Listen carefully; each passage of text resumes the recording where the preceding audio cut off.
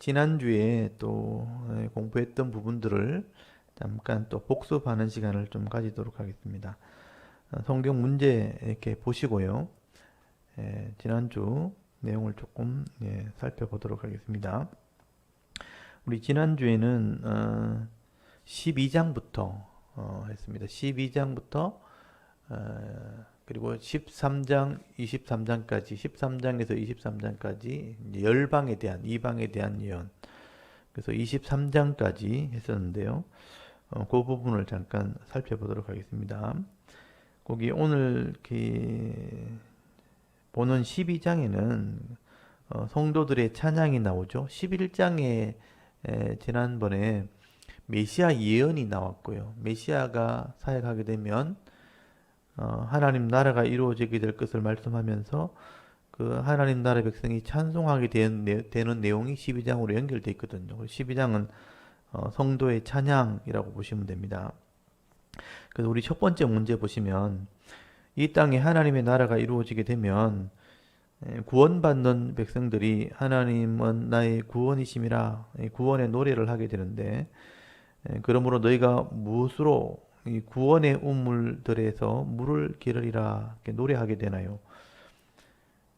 구원의 노래를 부를 때 너희가 구원의 우물에서 물을 기르게 되는데 무엇으로 물을 기르게 될 것이다.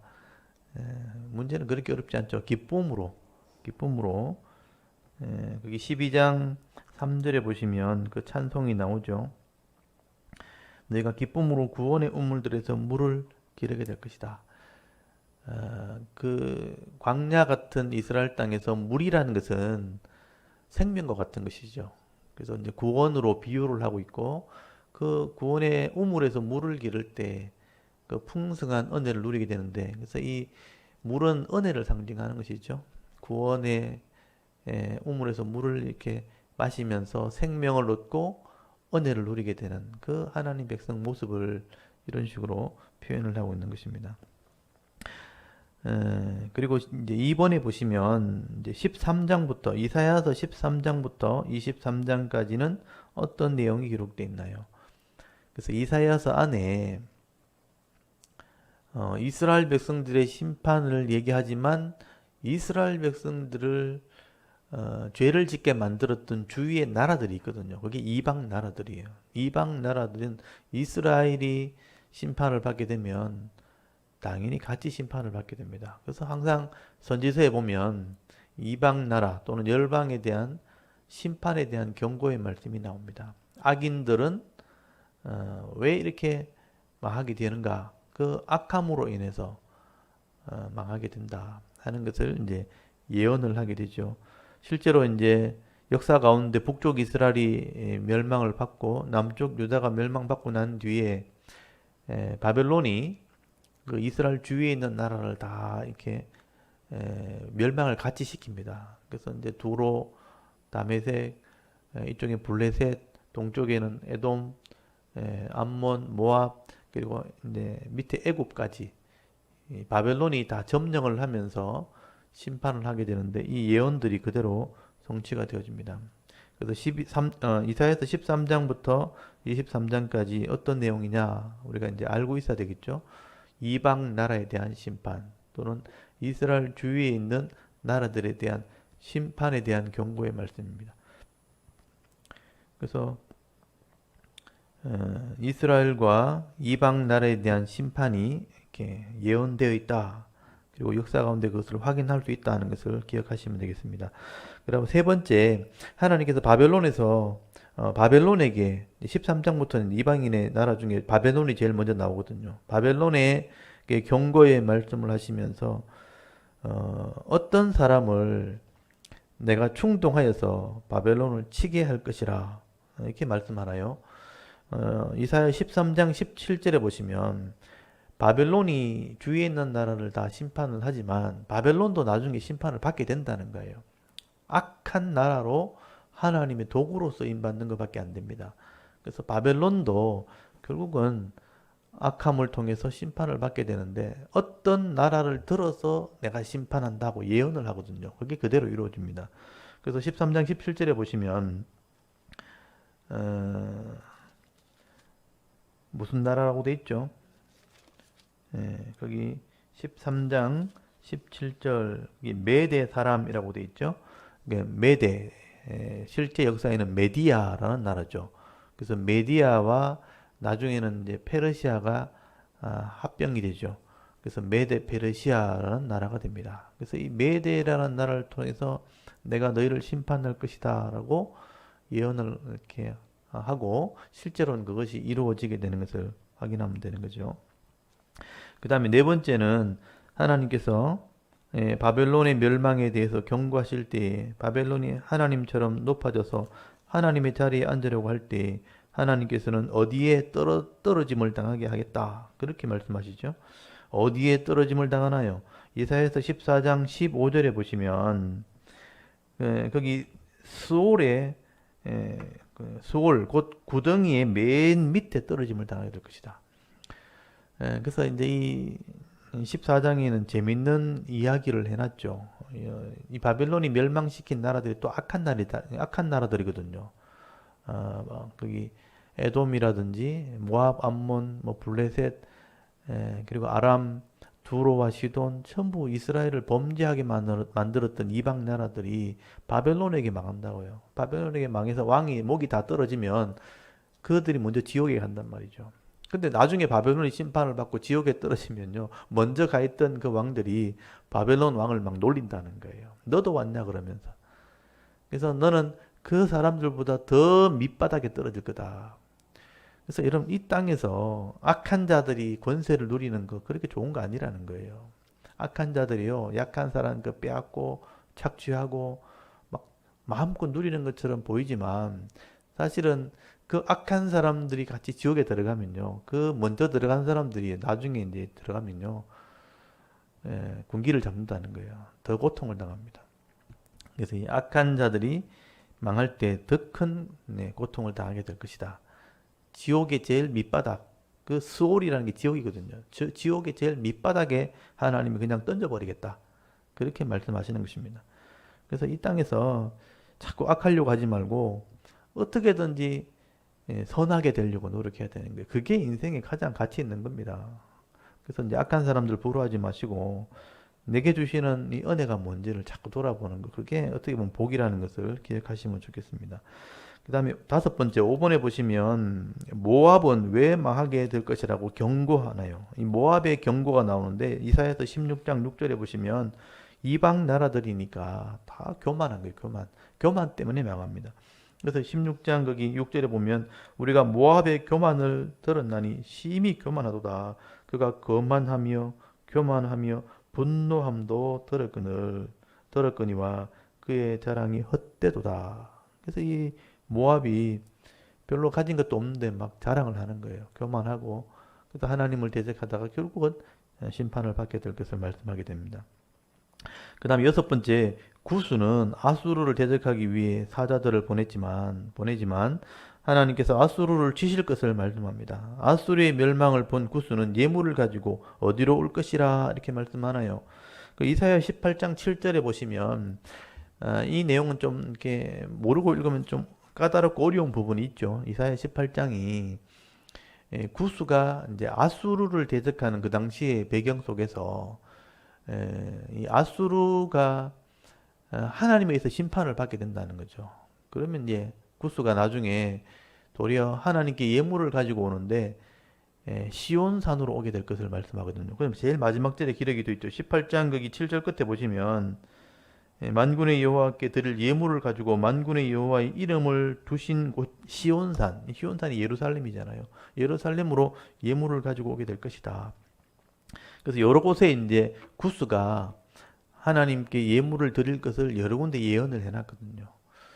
어떻게 보면 이 구스가 에디오피아잖아요. 나중에 신약에 가면 에디오피아 내시가 예루살렘으로 예물을 드리러 왔다가 그 빌립에 의해서 성령의 감동을 받아가지고 예수를 믿게 되는 장면이 나오잖아요. 그런 것과 연결되면 구스가 이방 나라고 악한 나라지만 하나님의 긍휼이 있는 나라다 하는 것을 우리가 알 수가 있는 거죠.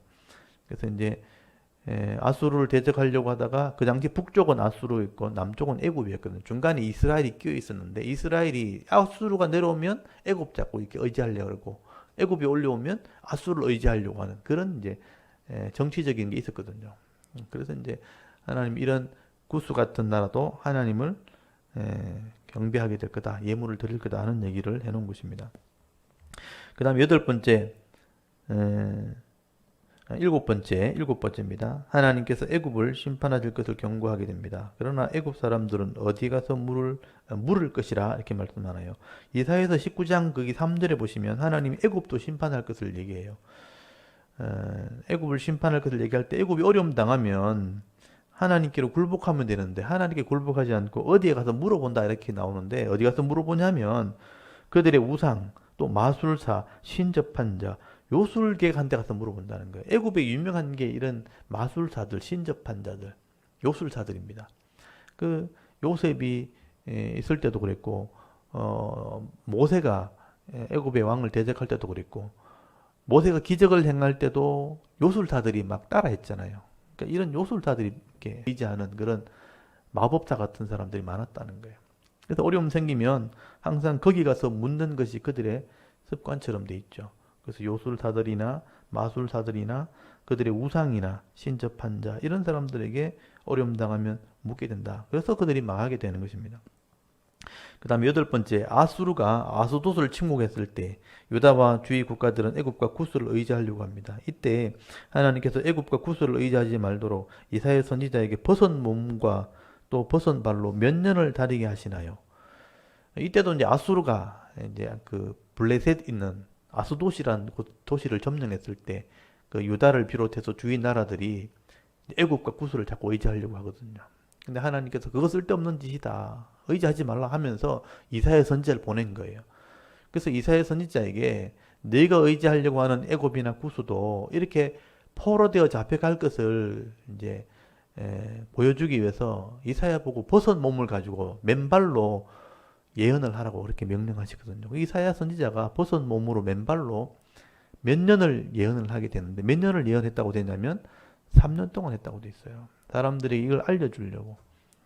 그래서 너희가 의지하려고 하는 애굽이나 구스도 아무것도 아니다. 그들도 바벨론에게 또는 아수르에게 망하게 될 나라다. 그거 왜 의지하려고 하느냐 하면서 하나님이 오죽했으면요, 선지자가 벌거벗은 몸으로 다니면서 예언하게 했겠어요. 하도 말을 안 들으니까 그렇게 해서라도 하나님의 뜻을 전하려고 했다 하는 것을 말씀을 하는 겁니다.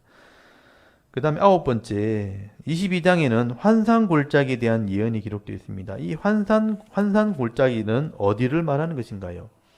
그래서 이사야서 22장을 읽다가 환상골짜기에 대한 경고라고 나오니까 이게 도대체 어디냐? 이게 자세히 이제 내용을 읽어보시면 이게 예루살렘이라는 걸 알 수 있습니다.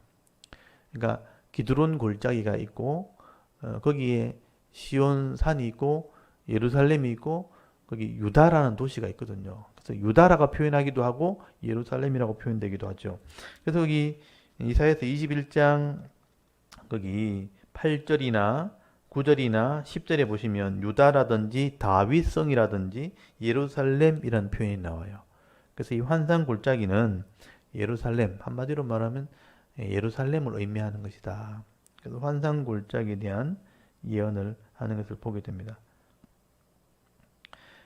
그 당시에는 하나님 말을 잘 안 들었다는 얘기를 하게 됐죠. 그 다음에 11번, 11번째, 이스라엘이 적들에게 어려움을 당할 때 나라의 국고를 맡고 왕궁을 맡은 자가 무덤을 치장하다가 책망을 듣는 장면이 나옵니다. 이 사람은 누군가요? 여기 22장 15절에서부터 16절까지 보시면 나라가 이렇게 하나님께 책망을 받고 주위의 나라들에게 어려움 당하고 막 이렇게 힘든 시기를 지날 때 이 고위층에 있는 사람들이잖아요. 왕궁을 맡은 사람이니까 국가의 재정을 맡은 사람이 이런 백성을 제대로 가르치고 이렇게 본을 보이려고 하지 않고 자기 무덤을 치장하는 거죠. 좋은 땅이나 좋은 무덤을 만들어 놓고 자기 무덤을 치장하는, 바위를 쫓고 쪼아내서 그런 치장을 하다가 책망을 듣게 됩니다. 너는 경질될 거다. 다른 사람이 네 자리를 차지하게 될 거다. 그렇게 책망을 듣는 사람이 나오죠. 그 사람이 누구라고 되어 있습니까? 여기 15절에 보시면 왕궁 맡은 자 셈나라고 되어 있죠. 나중에 보시면 이제 지난주도 말씀을 드렸지만 다른 사람이 이 자리를 차지합니다. 그래서 여기 20절에 보시면 엘리아김이라는 사람이 이 자리를 차지하게 되죠. 왕궁 맡은 자가 됩니다. 그래서 자기 어려운 시기에 이 책무를 담당하는 공직자들이 자기 자리를 제대로 지키지 않으면요. 자기 소명 감당하지 않으면 그 자리를 뺏긴다는 거예요. 그러니까 어떤 자리에 있든 간에 어려울 때 자기의 본분을 다하는 것, 그게 우리가 해야 될 일이죠. 그래서 우리 직분 받은 자를 맡은 자, 물론 교회를 위해서도 기도하겠지만 나라의 책임을 맡은 사람을 위해서도 기도해야 되는 거예요. 자신의 소명을 잘 감당하도록. 그래야 백성이 평안을 누리니까요. 그래서 이런 셈나 같은 사람이 나오지 않도록 우리가 기도해야 되는 겁니다. 그 다음에 12번에 보시면 항구 도시로서 다시스의 배들과 기띔의 배들, 이 다시스는 지금 없어진 도시고요. 아틀란티스라고 우리가 이제 알고 있고요. 그다음 기띔이라는 것은 이제 로마를 말이죠. 로마의 배들이 장사하던 곳으로 열국의 시장이었던 이곳이 교만함으로 심판을 받게 됩니다. 이곳은 어디인가요? 거기 이사야서 23장은 두로에 대한 얘기예요. 두로와 시돈 이게 같은 이게 도시인데 두로가 그 당시에는 항구 도시였고요. 굉장히 번창한 무역을 잘했던 항구 도시 중에 하나였습니다. 섬이었는데 나중에 이제 알렉산더가 그 섬을 무너뜨리기 위해서 길을 내버렸죠. 바위를 깨뜨리고 길을 내서 연결시켜 버렸는데 그래서 이제 무너지게 됩니다. 그래서 나중에 지진이 나서 그 섬은 바다로 가라앉았게 지금은 이제 바닷속에 다 잠겨 버렸어요. 그 견고하고 화려하고 부했던 이 두로 같은 이 도시도 교만하게 될 때 심판을 받게 되었다. 지금은 이제 폐허만 남아 있습니다. 그 다음에 우리 뒤에 넘기면 족보 이야기, 제가 늘 강조하지만 이제 이 아담에서부터 예수님까지 이 구원의 하나님의 계획, 이런 믿음의 사람들을 통해서 하나님이 죄 문제를 해결하기 위한 이 계획을 성취하신 것을 족보를 통해서 기록을 해놨고, 이 족보가 바로 역사를 상징하기 때문에 머릿속에 잘 정리하면 좋겠다 해서 제가 매주 반복을 합니다. 그래서 아담에서부터 노아 홍수까지 10대 손이 그 안에 믿음의 사람이 있거든요. 그래서 아담의 10대 손, 이걸 머릿속에 좀 잘 기억했으면 좋겠어요. 그래서 아담, 셋, 에노스, 게난, 마할랄렐, 야렛, 에녹, 모두셀라, 라멕, 노아까지 믿음의 사람들입니다. 가인의 후손들이 사탄의 욕심을 따라서 죄를 따라서 죄악이 관영한 시대에 이 사람들은 믿음으로 살았다는 거예요. 이게 히브리서 11장에 나옵니다. 거기 보면 이제 아벨의 얘기도 나오고 에녹에 대한 얘기도 나오고 또 노아에 대한 얘기도 나오죠. 그 오래전에 죄악이 관영한 시대에 이런 사람들이 믿음을 가지고 있었다 하는 얘기를 하고 있습니다. 노아 홍수 심판 이후에도 셈, 함, 다벳 중에 함이 죄악에 관영한 그 죄악의 길을 갈 때, 사탄의 길을 갈 때 셈은 믿음의 길을 가게 되죠. 여자의 후손에 들어갑니다. 예수님 족보에 들어갔다는 얘기죠. 그래서 셈의 후손의 이름이 아브람까지, 셈의 10대 손이 아브람이에요. 그래서 아브람까지 10대 손이 나옵니다. 그래서 셈 다음에는 아르박삿, 그 다음에 셀라, 에벨, 벨렉, 루, 수룩, 나울, 데라, 아브람까지 이 믿음을 이어가게 되죠. 그래서 아브람을 하나님 불러가지고 하나님 나라 믿음 가지면 똑같은 하나님 나라 복을 받는다고 바울이 해석을 합니다.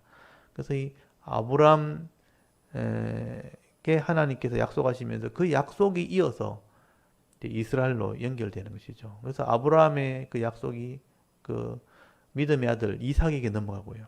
그 이삭의 약속은 야곱에게 넘어가고 야곱의 믿음의 아들 유다에게 넘어가게 되는데 그 야곱의 12아들이 이제 이스라엘 나라가 되잖아요. 그 나라를 통해서 하나님 모델을 이제 역사를 통해서 하나님 나라 모델을 보여주신 것입니다. 그리고 예수님의 족보는 유다에게 넘어가고요. 유다에서부터 다윗까지가 예수님의 족보에 들어가게 됩니다. 그래서 유다의 쌍둥이 아들 중에 베레스와 세라 중에 베레스가 들어가요. 베레스는 헤스론은 람은 아미나답은 나손은 살몬은 보아스는 오벳은 이세가 다윗을 낳게 됩니다. 그래서 거기 광야 시대와 또 사사기 시대, 가나안 땅의 사사기 시대를 지나서 사무엘 시대까지 다윗이 왕이 되어서 나라를 세우게 되죠. 다윗에 대해서 나라가 세워지게 되고 이 다윗이 하나님 나라의 모델이 되고 언약을 하게 됩니다. 그래서 다윗의 나라가 예수님의 나라가 되고요. 그 다윗의 아들 솔로몬이 전도와 선교를 하게 되죠. 그래서 이방 나라를 굴복시키는데 이 솔로몬이 이제 실수를 한 게 우상을 섬긴 겁니다. 그래서 우상을 섬김으로 나라가 둘로 나눠지게 되고 힘을 가졌던 이 북쪽 열 지파는 멸망을 받게 되고 믿음을 선택했던 남쪽 유다가 예수님 족보에 들어가게 되는 것이죠. 그래서 두 계를 보여주는 거죠. 역사를 통해서 힘을 가지고 권력을 가지고 나라를 세우는 게 아니라는 뜻이죠. 그게 이제 북쪽 이스라엘입니다. 그래서 이 북쪽 이스라엘 솔로몬의 부하였던 여로보암이 첫 번째 왕이었고요.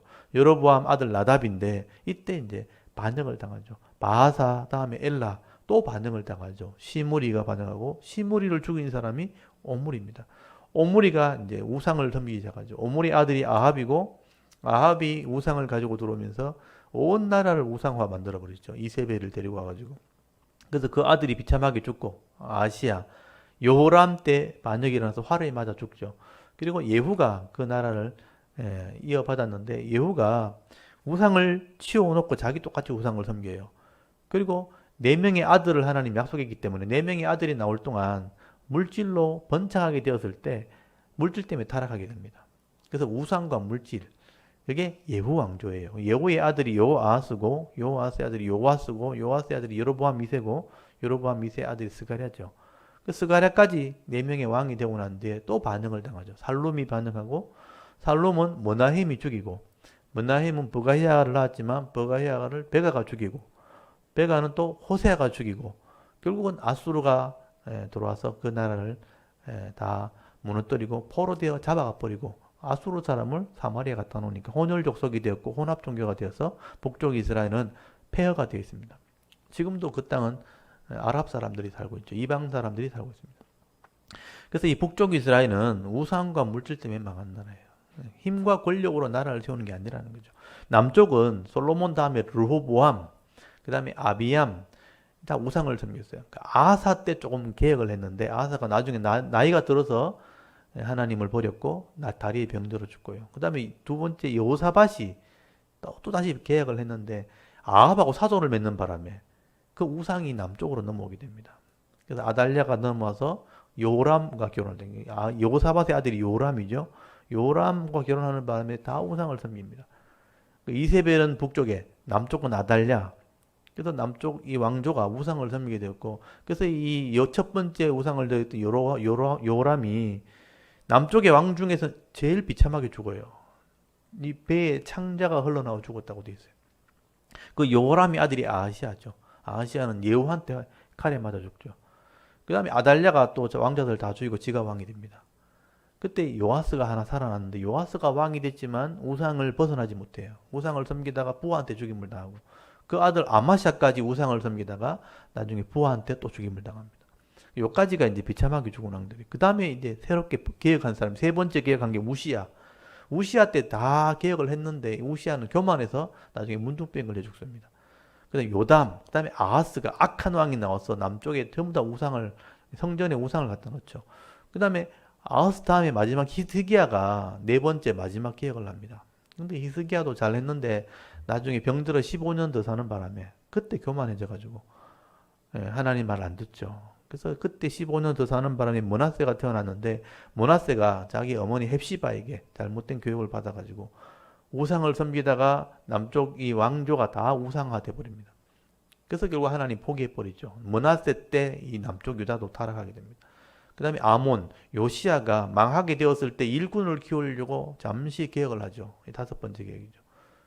그리고 요시야 다음에는 줄줄이 망하게 되죠. 여호아하스가 애굽에 잡혀가서 잘못된 외교를 한 거죠. 아수르가 자꾸 내려오니까 애굽을 가서 의지하다가 애굽에 가서 죽고, 그 다음에 여호야김이 바벨론에게 1차 포로, 여호야긴이 바벨론 2차 포로, 마지막 시드기야가 바벨론 3차 포로 가서 나라가 망하게 되고 바벨론 포로로 잡혀가는 일들을 경험하게 됩니다. 그것을 통해서 다시 하나님이 다시 율법을 가르쳐서 돌려보내는 게 바벨론 포로 이후의 생활이죠. 그거는 이제 역사 가운데 예루살렘 망하고 난 뒤에 다시 그렇게 하도록 하겠습니다. 돌아오고 난 뒤에 스룹바벨, 포로 갔을 때는 스룹바벨, 스알델, 스알디엘, 그 다음에 스룹바벨이 돌아온 뒤에 14대 만에 예수님이 오게 되는데, 그거는 그때 또 제가 따로 다루도록 하겠습니다. 시드기야까지가 일단 이스라엘 그 멸망 직전의 왕이에요. 요까지 역사를 잘 정리해 놓으시면요, 나중에 역사서를 볼 때 쉽게 볼 수 있어요. 근데 이게 정리가 안 되면, 일단 모세 오경까지 율법을 다 이해하고 난 뒤에 율법대로 살았는지에 대한 왕들의 얘기잖아요. 왕들의 얘기 읽을 때 이 왕이 구별되지 않으면 그들의 신앙이 보이질 않는 거예요. 그들이 신앙이 보여야 돼요. 그 왕들과 백성이 하나님의 말씀대로 그 시대에 잘 살았는지 잘못 살았는지를 구분하게 되면 우리가 이 땅에서 지금 어떻게 살아야 될지를 배우게 되는데, 그 왕들 자체가 헷갈려 버리면 이 내용을 읽을 때 무슨 내용인지 모른단 말이에요. 요걸 잘 정리해 놓으시면 내용을 읽을 때 하나님의 마음이 보이기 시작합니다. 그래서 그걸 잘 매주마다 정리할 때 꼭 머릿속에 잘 정리하시면 좋겠습니다. 그리고 오늘 이제 이사야서를 또 계속 보게 될 텐데, 오늘 이사야 23장까지 아까 문제를 통해서 살펴봤는데, 지난주에 23장까지 봤거든요. 그래서 이사야서는 1장부터 5장까지가 이스라엘의 죄악상, 그 다음에 6장부터 12장까지가 이 이사야의 소명과 또 이사야의 그 소명받는 장면 이후에 메시아에 대한 예언이 세 가지가 나왔어요. 그래서 이제 12장까지 메시아 예언과 찬송이 나왔잖아요. 그리고 13장부터 23장까지가 그 주위 열방에 대한 심판에 대한 예언이라고 말했죠. 그래서 아까 문제 속에서 이런 바벨론이라든지 또는 애굽이라든지 구스라든지 두로라든지 이렇게 여러 가지 주위의 나라들의 죄악상을 살펴봤다면, 오늘 14장부터는 또 단락이 나눠져요. 14장부터는 이사야의 종말론이 종말론. 14장부터 27장까지가 이사야의 종말론입니다. 그래서 거기 오늘 14장 거기 위에다가 죄송합니다. 24장입니다. 24장부터 13장부터 23장까지가 열방에 대한 예언이고, 거기 24장 위에다가 하나 써놓으세요. 24장부터 27장까지가 이사야의 종말론, 이렇게 써놓으셔야 돼요. 그러니까 이사야 선지자가 그 당시에 일어나는 주위에 대한 열방에 대한 심판, 아까 이제 이방 나라가 심판받고 난 뒤에 세상이 심판받는 날이 있게 될 거다, 이렇게 예언하거든요. 그 당시에 주위의 강대국에 대한 심판을 예언하면서도 마지막에 있게 될 예언도 동시에 얘기하는 거예요. 그래서 그 당시에 강대국들이 절대 망하지 않을 것처럼 보이거든요. 지금도 우리 그렇잖아요. 중국이라든지 또 러시아라든지 이쪽에 미국이라든지 이런 강대국들이 절대 망하지 않을 것 같죠. 근데 언젠가 때가 되면 하나님이 심판하신다는 거죠. 그 당시에도 이런 주위의 애굽, 아수르, 바벨론 이런 강대국들이 망하지 않을 것지만 반드시 하나님 심판한다. 그리고 열국이 심판받을 때가 있다, 이렇게 얘기하는 거예요. 그 당시의 강대국도 무너지지만 하나님의 마지막 심판도 있다. 그래서 그 당시의 심판, 앞으로 종말에 대한 심판 동시에 얘기하는 거예요. 그 심판 속에서 우리가 하나님 백성이 되려면 어떻게 되는가, 그 얘기를 마지막에 이제 하게 되는 것이죠. 우리가 이런 하나님을 믿는다면 개인적인 종말도 있잖아요. 개인적인 죽음도 있지만 마지막 이 땅의 종말도 있잖아요. 내 개인적인 죽음을 위해서 어떻게 살아야 될지 알지만 마지막 하나님의 심판이 있기 때문에 개인적인 종말 앞에서도 우리가 바른 믿음을 가져야 되거든요. 그래서 이제 전체적인 하나님의 심판이 있다는 것도 우리가 항상 기억해야 돼요. 그래서 오늘 24장부터 27장까지는 이사야의 종말론, 마지막 심판이 있다는 얘기를 하게 된다 하는 것을 염두에 두고 이 말씀을 읽으시면 조금 이해가 됩니다. 근데 그냥 모르고 읽으면요, 갑자기 내용이 바뀌면 이게 무슨 말인지 잘 몰라요. 그래서 그런 이제 전체적인 흐름을 가지고 오늘 한번 살펴보도록 하겠습니다. 24장 1절부터 거기 23장까지는 두로에 대한 심판이었죠. 24장부터는 이제는 이사야의 종말론입니다. 그래서 보라 하는 거 제일 먼저, 보라라는 말이 주의를 환기시키는 말이거든요. 보라 하고 이제 황폐시키고 여호와께서 땅을 공허하게 하시며 황폐하게 하시며 지면을 뒤집어 엎으시고 그 주민을 흩으시리니. 그래서 땅을 공허하게 하고 지면을 뒤집어 엎는다. 이런 표현을 시작하죠. 그리고 2절에 백성과 제사장이 같을 것이며 종과 상전이 같을 것이며 여종과 여주인이 같을 것이며 사는 자와 파는 자가 같을 것이며 빌려를 주는 자와 빌리는 자가 같을 것이며 이자를 받는 자와 이자를 내는 자가 같을 것이라. 보통 우리가 이제 이 땅이 이제 항상 이렇게 양극화되어 있잖아요. 가진 자와 가지지 못한 자, 위에 있는 사람, 밑에 있는 사람, 빌려주는 사람, 빌리는 사람, 이렇게 주종의 관계가 늘 있잖아요. 그게 늘 이제 깨어지지 않잖아요. 근데 종말이 되면 필요 없는 거예요, 이게. 다 똑같다, 이래 되는 거예요. 빌려주는 것도 쓸데없고, 빌리는 것도 쓸데없고, 뭐 집을 가진들, 새를 산들, 그게 무슨 대수겠느냐, 이렇게 되는 거죠. 이 얘기는 종말이 있다. 종말이 되면 쓸데없는 상황이 된다라는 표현이에요. 그래서 뭐, 백성이든 제사장이든, 뭐, 종이든 상전이든, 이제 다 끝났다. 그런 말을 시작하면서 3절에 땅이 온전히 공하게 되고 온전히 황무하게 되리라. 여호와께서 이 말씀을 하셨느니라. 땅 전체를 말하는 거죠. 땅 전체가 이제 다 공하게 된다. 4절에 땅이 슬퍼하고 쇠잔하며 세계가, 이런 단어가 이제 나오는 거 좀 특이하잖아요. 세계란 단어가 나왔잖아요. 지금 이스라엘, 뭐 애굽, 뭐 이런 얘기 하다가 갑자기 세계가 이렇게 나오는 거예요. 땅이 무너지는데 세계가 무너진다, 이렇게 설명하죠. 이게 종말, 전체적인 종말을 얘기하는 거예요. 이스라엘이 어떤 한 나라의 종말이 아니라는 뜻이죠. 세계적인 종말이죠. 세계가 쇠약하고 쇠잔하며 세상 백성 중에 높은 자가 쇠약하며 땅이 또한 그 주민 아래서 더럽게 되었으니 이는 그들이 율법을 범하며 율례를 어기며 언약한 영원한 언약을 깨뜨렸습니다. 그 심판의 이유는 뭐냐면 하나님과의 계약이 깨어졌기 때문이다. 그래서 이런 하나님의 계약을 통해서 하나님 백성 되기도 하고 복을 받기도 하고 구원을 받기도 하는 거예요.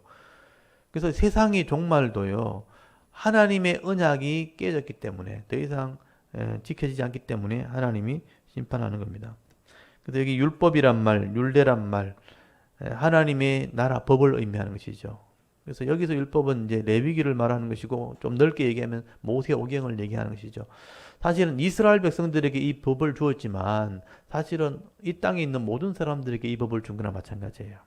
그래서 하나님의 글로 기록된 법을 준 것은 율법이지만 우리 개인의 그 성품, 그 각 이성의 양심이라는 법을 줬잖아요. 그것도 하나님의 법이에요. 그래서 양심의 법의 근본이 율법이거든요.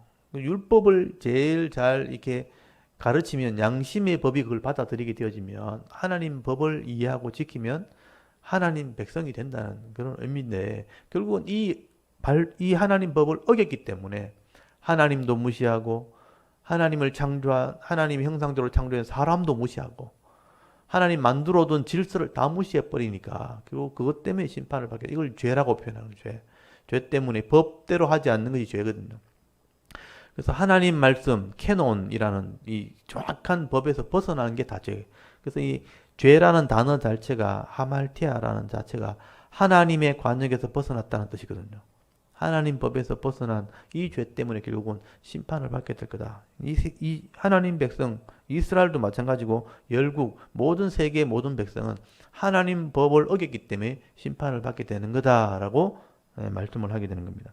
그리고 6절부터 보십시오. 그러므로 저주가 땅을 삼켰고 그 중에 사는 자들이 정죄함을 당했고 땅의 주인이 불타서 남은 자가 적도다. 새 포도즙이 슬퍼하고 포도나무가 쇠잔하며 마음이 즐겁던 자가 탄식하며 솟구치는 기쁨이 그치고 즐거워하는 자의 소리가 끊어지고 수금 타는 기쁨이 그쳤으며 노래하면서 포도주를 마시지 못하고 독주는 그 마시는 자에게 쓰게 될 것이라. 약탈을 당한 성읍이 허물어지고 집마다 닫혀서 들어가는 자가 없으며 포도주가 없으므로 거리에서 부러지며 모든 즐거움이 사라졌으며 땅의 기쁨이 소멸되었도다. 성읍이 황무하고 성문이 파괴되었느니라.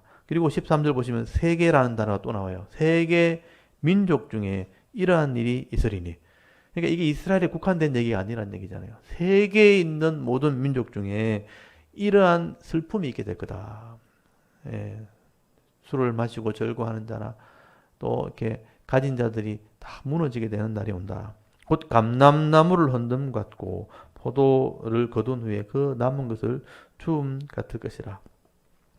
무리가 소리를 높여 부를 것이며 여호와의 위엄으로 말미암아 바다에서부터 크게 외치리니 그러므로 너희가 동방에서 여호와를 영화롭게 하며 바다 모든 섬에서 이스라엘의 하나님 여호와 이름을 영화롭게 할 것이라. 여기 바다라는 표현하고 모든 섬이라는 표현 나오죠.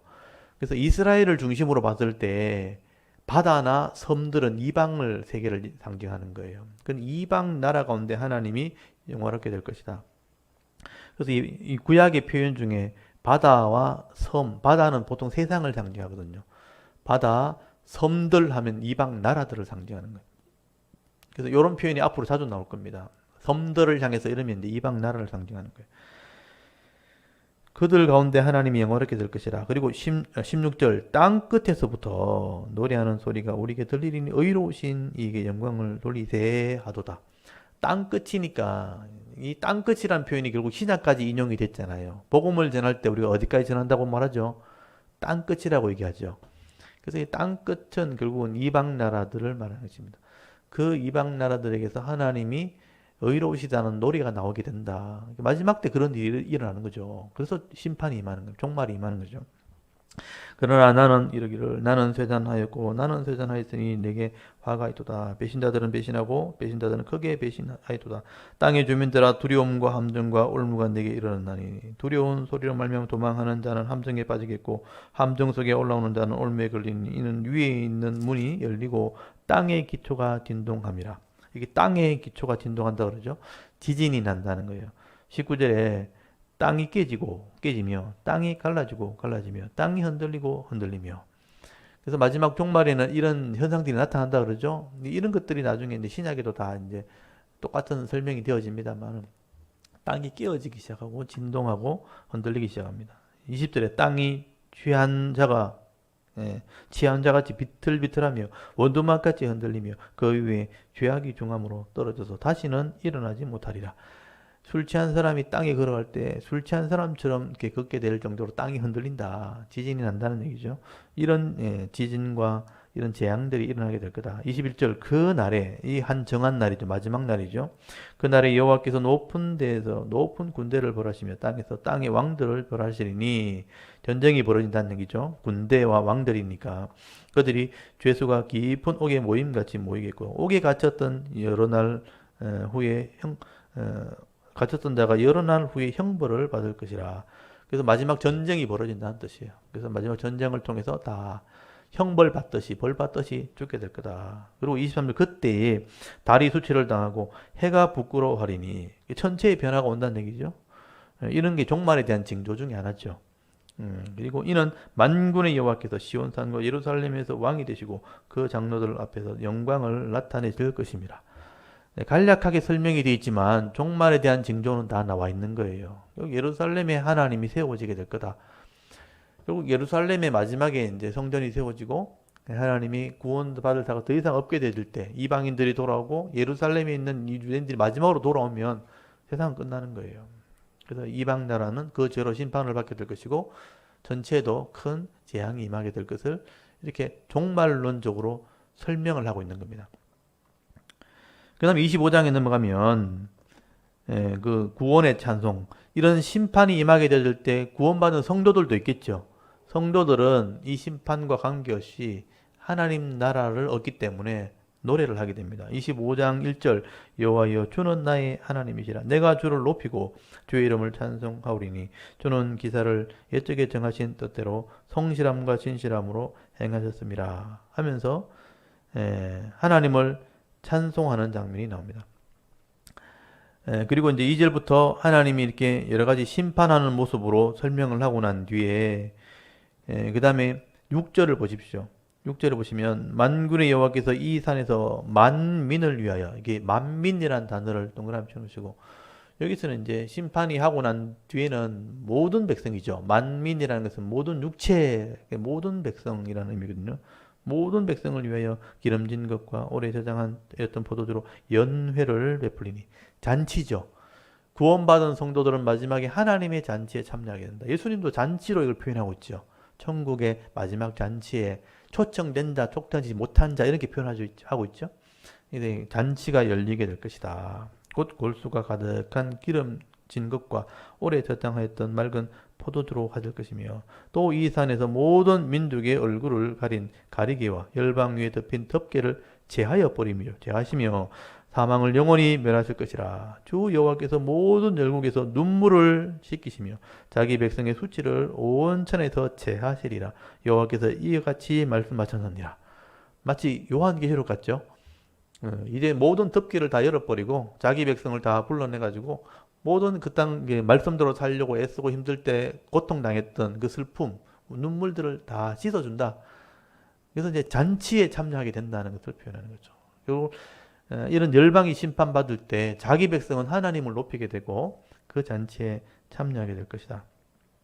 그리고 9절에 보면 그 날에 말하기를 이는 우리의 하나님이시라 우리가 그를 기다렸으니 그가 우리를 구원하시리로다. 이는 여호와시라 우리가 그를 기다렸으니 우리는 그의 구원을 기뻐하며 즐거워하리라 하면서 노래한다는 거예요.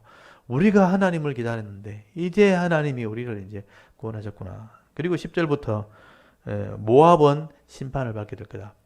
물론 이 모압이 하나인데 불신자를 상징하기도 하는데 그게 10절에 여호와의 손이 이 산에 나타나시리니 모압이 하고 쭉 나오죠. 모압은 이스라엘의 동쪽에 있는 나라잖아요. 그러니까 롯의 그 아브라함의 조카 롯의 아들들이잖아요. 결국 믿음 없는 하나의 상징적인 나라지만 이 모압은 심판을 받게 될 것이다. 그래서 성도는 잔치에 참여해서 하나님을 노래하겠지만 이런 믿음 없는 이런 불신자들은 심판을 받게 될 것이다 라고 말하는 거예요. 이렇게 하면 이해는 되시죠? 그 다음에 26장에 넘어가면 그러면 어떤 사람이 이 구원에 참여하게 되는가 하는 것을 얘기하는 거예요. 그래서 유명한 말이 나와요. 심지가 견고한 자 이런 말 들어보셨죠? 그 얘기를 하게 되는 어떤 사람이 그러면 이 구원의 하나님의 성에 들어갈 수 있는가? 여기 26장 1절 그 날에 이것도 그 관사가 있는 그 날 마지막 날에 유다 땅에서 이 노래를 부르리라. 우리에게 견고한 성읍이 있으며 여호와께서 구원을 성벽과 외벽으로 삼으시리로다. 그래서 구원을 성벽으로 비유하겠다는 거예요. 마지막 날의 구원은 하나님의 성벽 같다. 이렇게 표현해 놔놓고 그럼 뭐 그 성벽에 누가 들어가느냐고죠. 2절 너희는 문들을 열고 신이라는 건 믿음이죠. 믿음을 지키는 의로운 나라가 들어오게 할지라. 어떤 나라가 그 성으로 하나님 성으로 들어가는가? 믿음을 지킨 사람들. 믿음을 지킨 사람들, 그 신의를 지킨 사람들이 이 의로운 나라가 그 하나님의 성으로 들어간다는 거예요. 3절 주께서 심지가 견고한 자를 평강하고 평강하도록 지키시리니 이는 그가 주를 신뢰함이니이다. 그럼 그 성에 들어간 사람은 누구냐 그러면 심지가 견고한 사람. 여러분 심지라는 게 우리 심지하면 촛불의 심지밖에 생각 안 나죠. 그래서 심지가 견고한 자. 그러니까 다른 것을 이렇게 유혹에 왔을 때 넘어지지 않는 강한 자 이런 의미거든요. 그래서 유혹이 왔을 때 세상에 죄의 유혹이 오고 불신자의 유혹이 왔을 때 믿음을 지키려고 강하게 세워진 이런 사람들은 그 어려운 시절 속에서도 평강을 누리는 사람이 되었다. 그래서 이 성에 들어오게 되었다 하는 얘기를 하는 거예요. 그래서 우리가 믿음을 지킬 필요가 있는 거예요. 이 땅에서 어려운 땅에도 진리를 성경이 진리고 맞다는 것에 대한 확신이 없으면 이런 믿음도 없어요, 여러분. 그렇겠죠? 확신이 없고 진리, 변하지 않는 하나님의 계획과 말씀에 대한 확신이 없으면 세상에 압력이 들어오고 위협이 들어오고 또는 유혹이 들어올 때 이 믿음이 옳다는 확신이 없으면 쏠려간단 말이에요.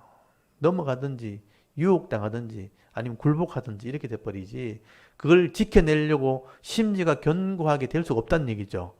그래서 진리에 대한 확신, 믿음이 있을 때 내가 이 삶을 지켜내는 거예요. 그런 사람은 인생 가운데 평강을 누리게 된다. 그래서 심지가 견고한 자는 평강하고 평강하도록 하나님 지키시리니 이는 그가 주를 신뢰함이라. 하나님이 지켜주셔서 결국 이 성에 들어오게 되었다 하는 얘기를 하게 되는 거죠. 나중에 요한계시록에 보면 나와요. 요한계시록에도 하나님의 이 거룩한 백성을 거룩한 성 예루살렘 성으로 표현하고 있어요. 예루살렘 성에 12문이 있는데 다 진주로 된 문이 있고요. 기초석이 12기초석으로 된 보석으로 되어 있잖아요. 근데 그 문으로 누가 들어오냐면 거짓을 행하지 않고 우상을 섬기지 않고 하나님 말씀을 끝까지 지킨 사람들, 의로운 사람들만 그걸로 들어간다고 되어 있거든요. 똑같은 말이에요.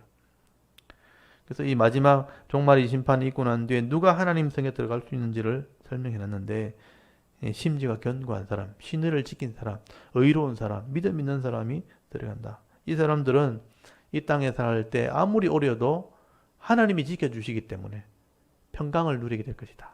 이게 여러분의 모습이 돼야 되는 거예요. 지금 현재 우리 모습이죠. 그걸 좀 점검해 보셔야 돼요. 저는 그런 은혜를 누리고 살아갑니다. 지금 뭐 다 어렵다 하지만 이제 어렵다 하니까 이제 나는 안 어려운데 안 어렵다 하면 또 이렇게 또 너무 이제 막 이렇게 안 믿어하니까 이게 나도 어려운 척하면서 말하지만 속으로는 괜찮은데 이렇게 생각하는 거예요. 나는 괜찮은데 왜냐면 하나님이 지켜주시니까 평강하고 있는데. 그래서 이제 설득 얘기하죠. 말씀대로 하면 충분히 우리가 이길 수 있을 텐데 이렇게 그렇게 전도하는 거죠. 그래서 이 은혜를 누리는 사람이 성도 하나님 백성이라는 겁니다. 그리고 4절 보십시오. 너희는 여호와를 영원히 신뢰하라. 주 여호와는 영원한 반석이심이로다. 반석이라는 의미는 변하지 않는다라는 의미예요. 그래서 이스라엘 사람들이 주로 하는 이 문화권 속에서 바위 또는 돌 그리고 반석 이런 표현들은 변하지 않는다는 개념이에요. 그래서 여호와가 내 반석이다 이런 표현 쓰잖아요. 그리고 예수님께서 예수를 믿고 하나님의 아들을 주는 그리스도시요 살아계신 하나님의 아들이라고 고백하는 자들은 믿음을 가진 사람이죠. 그래서 이 믿음 위에 할 때 이 반석 위에 내 교회를 세우겠다 그렇게 말씀하시죠. 이 반석이라고 표현하는 것은 변하지 않는 믿음 위에 이런 뜻이에요. 예수를 하나님의 아들이라고 고백하는 그 변하지 않는 믿음을 가진 사람 위에 하나님 교회를 세우겠다. 그래서 변하지 않는다는 개념이에요. 여호와는 나의 반석이시오 할 때는 하나님이 내게는 변하지 않는 분이다. 그런 신뢰를 표현할 때 반석. 그래서 이제 아들 이름 지을 때 반석 이렇게 한반석 이렇게 여러분의 성에 맞춰서 그래서 이제 그렇게 이름 지으면 변하지 않는다는 의미가 되는 겁니다. 거기 5절에도 높은 데에 거주하는 자는 낮추시며 소선성을 헐어 땅에 엎으시되 진토에 미치게 하시소서. 하나님의 심판을 얘기하는 거죠. 7절에 의인의 길은 정직하며 정직하신 주께서 의인의 첩경을 평탄하게 하시소다. 또 여호와여 주께서 심판하시는 길에서 우리가 주를 기다렸사오며 주의 이름을 위하여 또 주를 기억하려고 우리 영혼이 사모하나이다. 밤에 내 영혼이 주를 사모하여 싸운즉 내 중심이 주를 간절히 구하오니 이는 주께서 땅에서 심판하시는 때에 세계의 거민이 의를 배움이니다. 이거는 성도의 기도를 말하는 겁니다. 어려움 당할 때 하나님의 은혜를 내가 사모했다. 하나님의 의를 구했다. 이게 성도의 기도를 말하는 것이고요. 그리고 10절에 요거는 한 절 딱 표시하는 한 절 악인은 그러면 세상에 살아갈 때 악인들은 하나님이 아무리 의를 보여주고 은혜를 보여주게 해도요. 의를 배우질 않는 거예요. 악인은 은총을 입을지라도 의를 배우지 아니하며 정직한 자의 땅에서 불의를 행하고 여호와의 위엄을 돌아보지 아니하노다. 악인은 그래서 망하는 거예요. 은혜를 막 보여주고 해도요. 말씀을 들려주고 해도 이게 안 들리는 거예요. 그래서 은총을 입을지라도 의를 배울 마음이 없다는 거예요. 배울 마음. 그래서 배우고 싶은 열망 이게 성도에게 가장 중요한 거예요. 제가 생각할 때도 성도들이 인생을 살기에 버겁잖아요. 시간에 쫓겨다니고 막 쫓겨다니잖아요. 근데 이제 하나님의 말씀을 잘 배우면 지혜를 얻어가지고 시간을 지혜롭게 쓸 수 있는 사람이 되는데 그걸 배울 마음이 없어버리니까 하나님 말씀을 안 배우니까 계속 쫓겨다니는 거예요. 은혜가 없으니까. 하나님이 도와주시면 조금만 노력하면 되는데 하나님 도와주시는 은혜가 있으면 그 은혜를 베풀어 주는데 하나님 은혜인 줄 모르는 거예요. 그러니까 하나님이 은혜인 줄 알고 하나님의 은혜를 받고 믿음으로 잘 지혜롭게 살면 여유롭게 평강을 누리면서 살 수 있는데 그 하나님 말씀을 안 배우려고 하니까 그걸 자기가 다 해야 되는 거예요. 자기 지식 또 자기 노력 자기가 애쓰고 힘쓰고 하는데 그게 감당이 안 되는 게 그래도 그러니까 계속 쫓겨다니는 거예요. 물질에 쫓겨다녀야 되고 시간에 쫓겨다녀야 되고 한 번씩 또 열받게 하는 사람들 나오거든요. 그 사람들 관계에 막 쫓겨다녀야 되고 이거 하나 해결해 놓으면 저쪽 하나 터지고 그래가 또 예배 드리러 왔는데 말씀을 듣고 지혜롭게 회개해가지고 또 은혜 받으면 될 텐데 이걸 배울 마음이 없는 거예요. 그냥 대충 예배 드리고 난 예배 드렸다 하고 그냥 가는 거예요. 그러니까 이 믿음이 없으면 은총을 베풀어 줘도 배울 마음이 없는 사람들은 변화가 별로 없어요. 안타깝죠. 그래서 성도는 이렇게 배울 마음이 있어야 돼요. 그러니까 위에 보시면 아까 나오잖아요. 그 9절에 보면 밤에 내 영혼이 주를 사모하여 싸운 적 하나 나오잖아요. 이런 믿음 있는 사람들은 사모한다니까요. 말씀을 배우려고 바르게 하려고 막 사모하면요. 그 말씀이 들어가서 내가 은혜롭게 하려고 애쓰잖아요. 그러면 내 능력은 적은데 하나님이 도와주는 거예요. 그러니까 은혜가 되는 거예요. 쉽게 막 가는 거예요.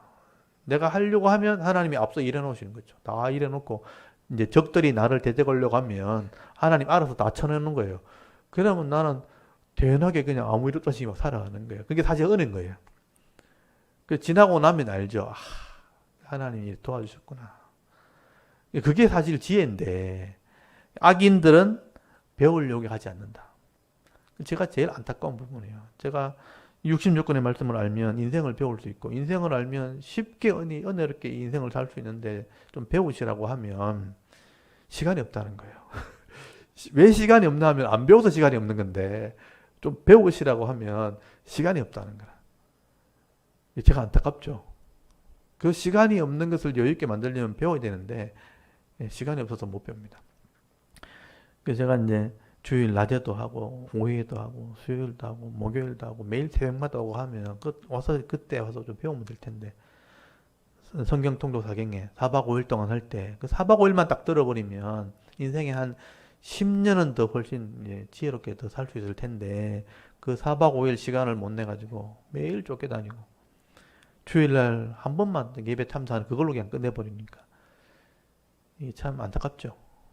그래서 이 하나님 마음을 좀 깨닫는 게 굉장히 중요합니다. 그래서 이 의인들은 사모하는데 악인들은 은혜를 베풀어도 배우려고 하지 않는다. 이게 딱 표시해놨어요. 배우려고 하지 않으면 하나님의 은혜를 누리지 못한다. 그래서 불의를 행하다가 고통을 당하게 되는 것입니다. 그리고 11절부터 읽어보시면 여호와여 주의 손이 높이 들지라도 그들이 보지 아니하오나 백성을 위하시는 주의 열성을 보면 부끄러워할 것이라. 불이 주의 대적들을 사르리다. 여호와여 주께서 우리를 위하여 평강을 베푸시오니 주께서 우리의 모든 일도 우리를 위하여 이루심이니다. 이거는 그냥 읽으시면 이해될 것 같고요. 그리고 16절 한번 보세요. 16절 여호와여 그들이 환난 중에 주를 앙모하여 싸우며 주의 징벌이 그들에게 임할 때 그들이 간절히 주께 기도하였나이다. 이게 성도의 기도를 말하죠. 환난 중에 성도는 기도한다는 거예요. 하나님께 간절히 기도한다. 여호와여 잉태한 여인이 단기가 임박하여 산고를 겪으며 부르짖은 같이 우리가 주 앞에서 그와 같으니이다.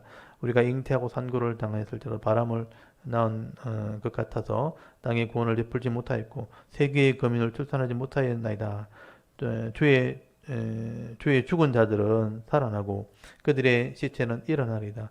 뒷글에 누운 자들아 너희는 깨어 노래하라. 주의 이슬은 빛과 이슬이니 땅이 죽은 자들을 내어놓으리다. 여기 보면 죽은 자들이 일어난다, 죽은 자들이 내어놓는다 하는 부활에 대한 얘기 나오죠. 결국 마지막 심판이 있고 나면 이런 부활에 있게 될 것도 미리 말씀하고 있다는 것입니다.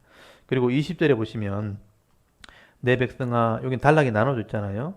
내 백성아 갈지어다 네 밀실에 들어가서 네 문을 닫고 분노가 지나가기까지 잠깐 숨을 쉬어다. 보라 여호와께서 그의 처소에서 나오사 땅의 거민의 죄악을 벌하실 것이라.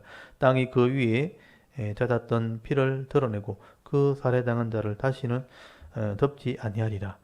그래서 이 마지막 심판이 임하게 되면 하나님 백성들은 이렇게 사모하고 은혜를 누리고 구원을 받지만 마지막 끝까지 남은 불신자는 심판을 받겠죠. 심판을 받을 때 구원받은 사람은 밀실에 잠깐 들어가 있어라.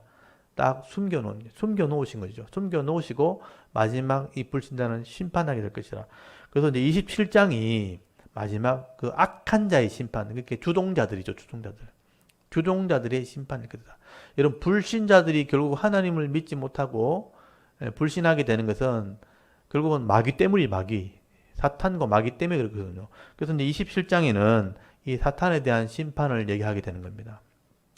그래서 27장 1절에 보시면 그 날에, 여기도 이제 마지막 그 날이죠. 여호와께서 그의 견고하고 크고 강한 칼로 날랜 뱀 리오야단과 꼬불꼬불한 뱀 리오야단을 벌하시며 바다에 있는 용을 죽이시리라 하고 나오죠. 여기 이제 마지막 악한 자들에 대한 심판이에요. 악한 영들에 대한 심판. 그래서 칼로 심판하시는 것으로 이제 비유를 하고 있죠. 그림을 그려놓고 있는데 날랜 뱀이 나오고 꼬불꼬불한 뱀이 나오고 그 다음에 바다에 있는 바다는 아까 세상을 상징한다 그랬죠. 세상의 용이라 그러면 여러분 생각나는 게 사탄이죠. 사탄의 형상이죠. 사탄의 형상. 사탄은 영적인 존재 보이지 않죠. 사탄을 모양으로 그려놓으면 용이 되는 거예요. 용. 근데 용을 여러분 보신 적 있어요? 근데 용 그림 나오잖아요. 맞죠? 용이 뭔지 아시죠? 서양에도 용이 있고 동양에도 용이 있잖아요. 그래서 용은 생물학적으로는 존재하지 않는데 이미지는 존재하는 거죠. 그게 영적인 존재를 상징하는 거죠. 그래서 동양의 용은 이제 돼지코에다가 뱀 몸을 가지고 있고 사슴뿔을 가지고 있고 닭발을 가지고 있어요. 비늘을 가지고 있죠. 긴 뱀처럼 생겼죠. 근데 서양의 뱀은 뚱뚱한 게 생겼는데 날개를 가지고 있고 입에서 불이 막 나오는 그런 용이 있어요. 그래서 이런 용들은 결국 세상을 지배하는 악한 영들을 상징하는 거예요. 이미지죠, 이미지. 그래서 이제 그 용들의 이미지 형상에 하나님의 이미지가 사람이죠. 하나님의 형상이 사람이잖아요. 그래서 용이 세상을 지배할 때는 용한테 사람이 엎드리게 만든다는 거예요. 사탄이 우리를 이제 그렇게 섬기게 만드는 거죠. 그래서 무당이라든지 사찰이라든지 우상을 섬기는 곳에 가면 용의 이미지가 항상 그려져 있다는 거예요. 새겨져 있거나 그려져 있거나. 그래서 여러분 가까운 절에 한번 가보십시오. 절에 가보면 올라가는 계단부터 시작해서 용의 모양이 다 그려져 새겨져 있을 겁니다. 희한하죠. 원래 인도에 나오는 불교는 용하고는 아무 상관없는 거예요. 근데 우리나라의 불교가 들어오면서 용을 섬기는 불교가 됐고 무당의 집에 가도 용이 있습니다. 이미지가 이제 사탄의 이미지를 가지고 있죠. 그 사탄을 섬기는 곳이라는 뜻이에요. 그래서 사탄은 이 땅을 지배하고 하나님보다 더 높아지려는 그 욕심이 있기 때문에 하나님의 형상이니까 우리가 하나님의 형상을 따라 만들어졌잖아요. 하나님의 형상이 엎드리게 되면 하나님이 엎드리는 거랑 마찬가지죠. 그러니까 하나님 위에 올라가는 게 사탄인 거예요. 그래서 하나님이 심판하시는 거예요. 그래서 용을 상징하는 것이죠. 용은 사탄을 상징하는 것입니다. 그래서 심판하게 될 것을 마지막에. 그래서 요한계시록에 가면 성도가 다 구원받고 난 뒤에 불신자가 심판을 받고 마지막에 용이 심판받고요. 세상의 왕들, 그 다음에 무당, 거짓 선지자들이 심판을 받습니다. 그 세 주동자들. 하나님이 삼위 하나님이 우리를 구원하듯이 사탄, 그 다음에 귀신들, 그 다음에 거짓 선지자, 왕, 세상의 권력자, 이 사탄의 삼위일체. 그러니까 사탄과 마귀는 같은 거고요. 그 다음에 왕, 거짓 선지자, 세 가지가 이 사탄의 삼위일체거든요. 세 주동자가 불못에 들어간다. 심판을 받게 된다고 설명이 되어 있어요. 똑같아요.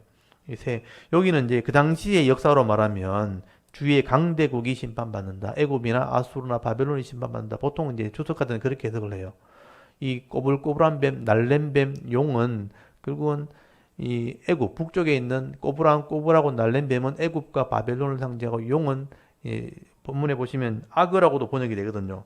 여기 3번이라고 돼 있고 3번에 보시면 악어라고 번역된 게 있을 거예요. 막 나오죠. 그래서 악어는 애굽을 상징하거든요. 그래서 이 주위의 강대국 세 나라를 상징한다라고 그 당시에 현실로 보면 세 강대국을 심판한다고 보고 있지만 영적으로 보면 사탄이 심판받게 될 것을 이제 얘기하고 있는 것이죠. 그리고 이제 2절부터는 이제 단락이 나눠져요. 2절은 이스라엘을 향한 하나님의 노래예요. 이스라엘을 포도원으로 비유한다면 내가 포도원직이다. 그래서 내가 이스라엘을 포도원을 망가뜨리려고 하는 게 아니고 포도원을 망가뜨리게 한 자를 심판하는 거다. 이렇게 얘기해요. 여러분, 포도원이 이스라엘이라면 포도원을 망가뜨린 게 있겠죠. 그게 사탄을 또는 죄악을 짓게 하는 그들을 내가 심판하는 거다라는 얘기를 마지막에 해놓게 되는 거예요. 그래서 2절 보면 그날에 너희는 아름다운 포도원을 두고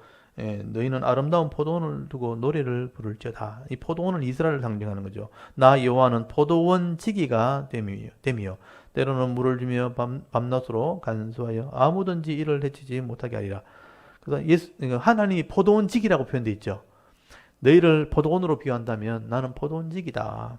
4절에 나는 포도원에 대하여 노함이 없나니. 여러분, 포도원에 대해서는 내가 노하지 않는다 그러잖아요. 근데 찔레와 가시가 나를 대적하여 싸운다 하자. 내가 그것을 밟고 모아 불살이라. 이 찔레와 가시가 바로 포도원을 상하게 하는 거잖아요. 이런 포도원을 상하게 하는 이런 적들, 대적들을 내가 짓밟고 불살할 거다. 심판하게 될 것을 말씀하게 되는 것입니다. 그리고 6절에 보시면 후일에는 야곱의 뿌리가 바뀌며 이스라엘의 우미 돋고 꽃이 필 것이라. 그들이 그 결실로 지면을 채우리로다. 그리고 포도원은 결국 내가 하나님 회복한다는 뜻이에요. 야곱을 이스라엘을 상징하죠. 포도원으로 친다면 그들이 다시 회복하게 할 것이다. 7절에 주께서 그 백성을 치셨던들 그 백성을 친 자들을 치심과 같겠으며 백성이 죽임을 당하였던들 백성을 죽인 자가 죽임을 당함과 같았겠느냐. 이스라엘이 말 안 들어서 때리긴 때렸죠. 근데 악한 자를 때린 같이 때리겠느냐 이 말이죠. 이스라엘이 말 안 들어서 내가 죽이긴 죽였는데 심판하를 그런 악한 자를 죽임과 같겠느냐, 이 얘기는 다르다는 얘기죠.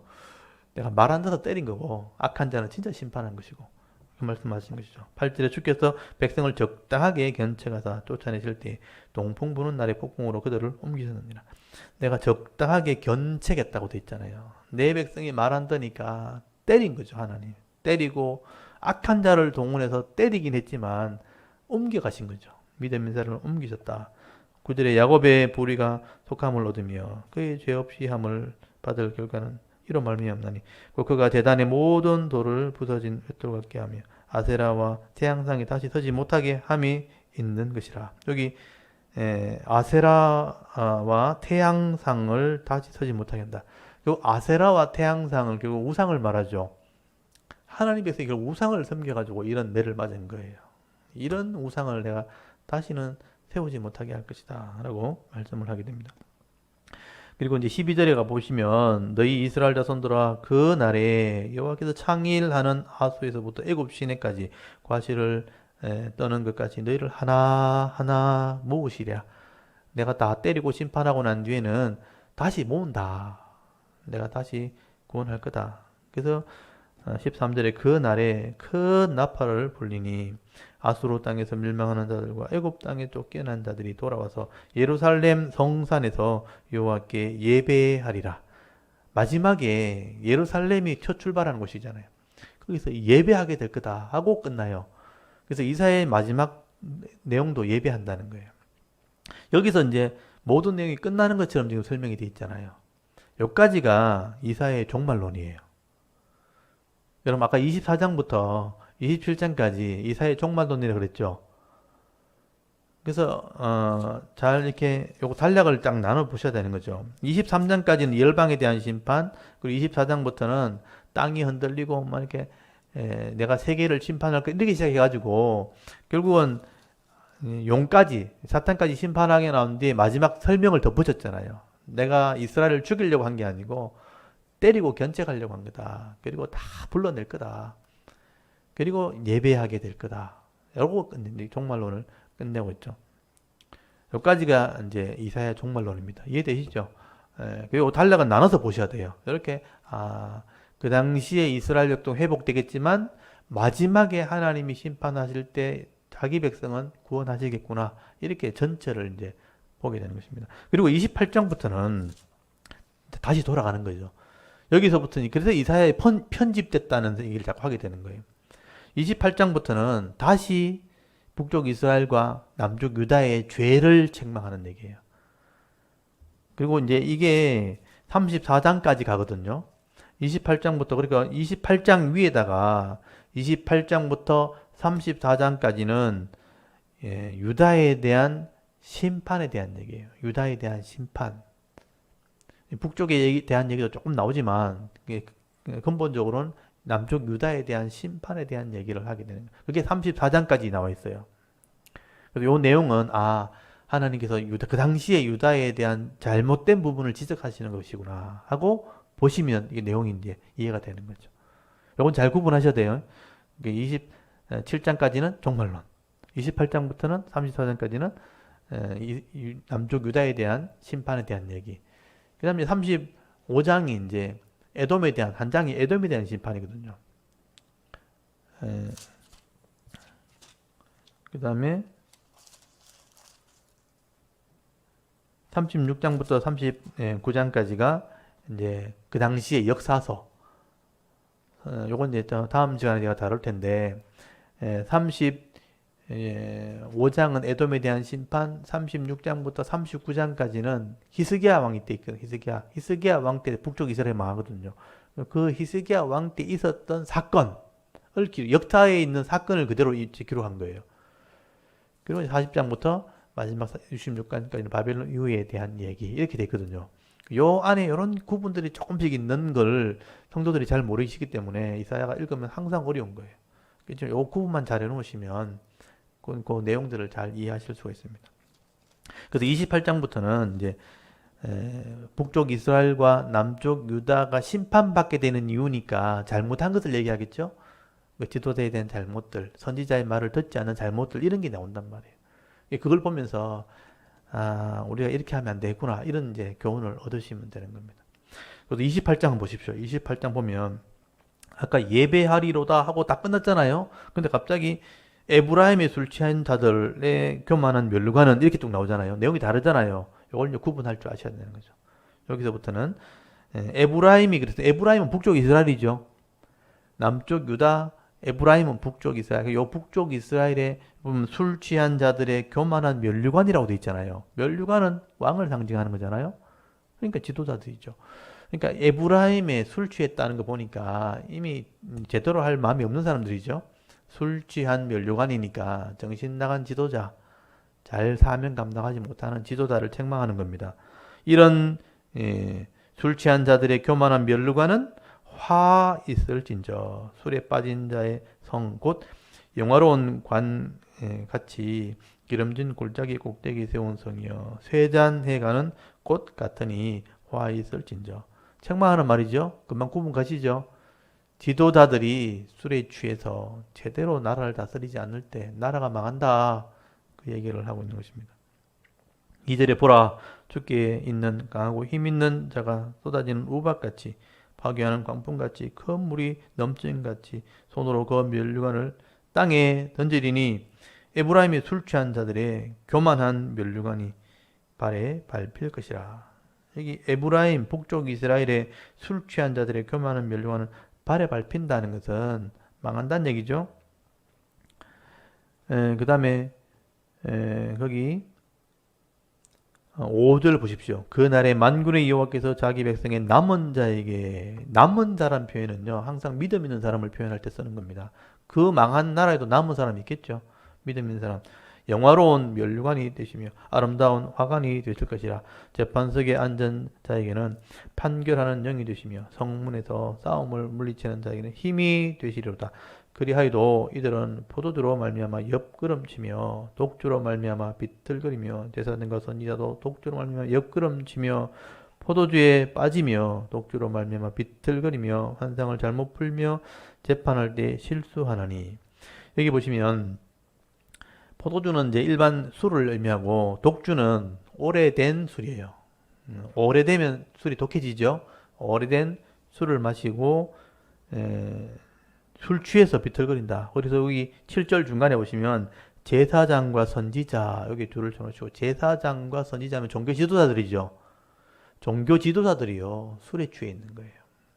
하나님 말씀을 읽지도 않고 백성을 지도하지도 않고 술에 취해서 비틀거리며 옆걸음치면서 환상을 잘못 풀고 재판할 때 실수한다. 그래서 8절에 모든 상인은 토한 것, 더러운 것이 가득하고 깨끗한 곳이 없도다. 이 지도자의 그 상황을 설명한 것이죠. 왜 왕들이 이렇게 타락하고 망하게 되는가? 여러분, 종교 지도자들이 바른 신앙을 가르치지 않았기 때문입니다. 여러분, 이 종교 지도자들이 왜 이렇게 타락했냐면요, 돈을 가지고 있기 때문이에요. 이 사람들이요, 돈을 요구하고요, 막 이렇게 예언을 할 때 거짓 예언을 해주고요, 축복을 해주고, 이렇게 돈을 가져오면 축복을 해주고 안 가져오면 막 재앙을 선포하는 거예요. 그렇게 해서 물질을 가지게 되니까 이 물질 가지고 타락을 한 거예요. 향락을 즐기고 술 취하고 낮에도 술을 먹고 이게 토해가지고 온갖, 이게 실제 있는 그대로 모습이죠. 온갖 지저분한 모습으로 그렇게 살아가는, 그게 종교 지도자들이었어요. 그러니까 이 왕들이 타락하게 되어지고 왕들도 폐역을 향하게 되고 같이 망하게 된다는 것을 말씀하게 되는 것입니다. 근데 9절 한번 보십시오. 그들이 이르기를 그가 누구에게 지식을 가르치며 누구에게 도를 전하여 깨닫게 하려는가? 젖 떨어져 품을 떠난 자에게 하려는가? 이건 조롱하는 말이에요. 여러분, 술 취한 선지자들이 설교한다고 생각해 보십시오. 비틀비틀 하면서 강단에 올라가지고 얼굴 뻘거 해가지고 설교하면 사람들이 이런 말 하는 거죠. 그러니까 누구에게 지식을 가르치려는가? 누구에게 도를 이렇게 깨닫게 하려는가? 젖 떨어져 품에서 떠난 자, 갓난 애기한테 지금 설교하려고 하나? 이렇게 조롱한다는 거예요. 여러분, 이 종교 지도자들이 그런 모습으로 말씀을 전한다 하니까 조롱을 하는 거죠. 그리고 10절, 대저 경계에 경계를 다하며 경계에 경계를 다하며 교훈에 교훈을 다하며 교훈에 교훈을 다하되 여기서 조금 저기서 조금 하는구나 하는도다. 이 조롱하는 말이에요. 이 말했다가 저 말했다가 여기서 한마디 저기서 한마디 무슨 말인지 모르겠다. 그러면서 막 조롱을 한다는 거예요. 여러분, 종교지도 말씀을 가르쳐야 될 제사장이나 선지자들이 이렇게 했다는 거예요. 그러니까 조롱당하죠. 11절, 그러므로 덧없는 입술과 다른 방언으로 그가 이 백성에게 말씀하시리라. 그래서 이건 이제 심판에 대한 말씀이거든요. 선지자들이 제대로 안 가르치니까 덧없는 사람 또는 다른 말로 하나님이 전한다라는 것을 가지고 이제 뭐 이방인이 전한다 이렇게 해석하기도 하는데, 근본적으로 뭐냐면 다른 나라가 와서 지배하게 될 거였잖아요. 그러니까 아수르가 와서 심판하고 바벨론이 와서 막 언어가 다른 사람들이 와서 너희를 다스리게 될 거다, 심판하게 될 거다 하는 얘기를, 경고의 말씀을 하시게 된 거죠. 12절에 전에 그들에게 이르기를 이것이 너희의 안식이요 이것이 너희의 상쾌함이니 너희는 곤비한 자에게 안식을 주라 하였으나 그들이 듣지 아니하였으므로, 곤비한 자에게 안식을 주라고 명령했지만 그들이 하나님 말씀 안 들었다는 거죠. 여호와께서 그들에게 말씀하시되 경계에 경계를 다하며 경계에 경계를 다하며 교훈에 교훈을 다하며 교훈에 교훈을 다하고 여기서 조금 저기 조금 하사 그들이 가다가 뒤로 넘어져 부러지며 걸리며 붙잡히게 하시리라. 하나님 말씀을 제대로 안 가르치게 되면 걸려 넘어지고 그들은 망하게 된다는 거예요. 적들에게 붙잡혀가는 시대가 될 것이다. 결국 그 당시 영적인 상태를 말하는 것이죠. 여러분, 말씀을 교회에서 제대로 안 가르치면요 같이 망합니다. 예, 지도자로 타락하게 되어지고요, 성도는 진리를 모르니까 세상에서 이리저리 뛰다니다가 망하는 거예요. 그래서 이렇게 북쪽 이스라엘처럼 되게 될 것이다. 요건 북쪽 이스라엘의 상황을 설명한 거죠. 그리고 북쪽이 먼저 망하고 난 뒤에 남쪽이 망하잖아요. 14절에 보시면 이러므로 예루살렘에서, 여기는 예루살렘이 나오죠. 아까 에브라임이라고 나왔죠. 여기는 예루살렘에서 이 백성을 다스리는 너희 오만한 자여 여호와의 말씀을 들으세요. 이 오만한 자니까 교만한 사람들 있죠.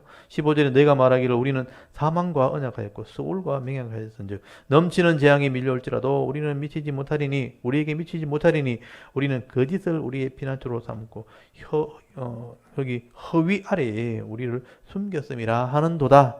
여러분, 얼마나 교만한 말을 하고 있습니까? 하나님 말씀대로 해야 된다 하니까 필요 없다는 거예요.